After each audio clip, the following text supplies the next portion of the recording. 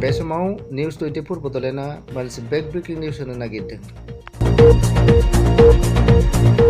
दानि बावैसो उदालगुरि जिल्लानि डिमाकुसि दारखुटि होननाय गामियाव सासे बोराइनि न'खरा खामदों।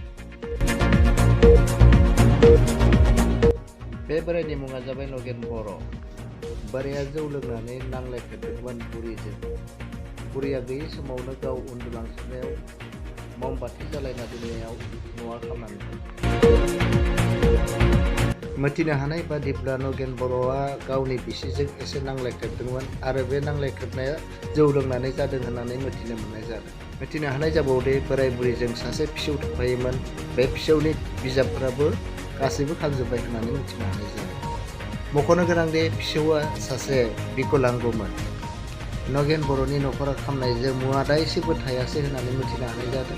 लोगोसे बिथांनि job card, ATM card, bank account आरो 20,000 रां सेवहांगार जाबाय होननानै मिथिनो हानाय जादों। रिपर्ट डिमाकुसिनिफ्राय प्रफुल्ल बर', निउस 24 बड'लेण्ड।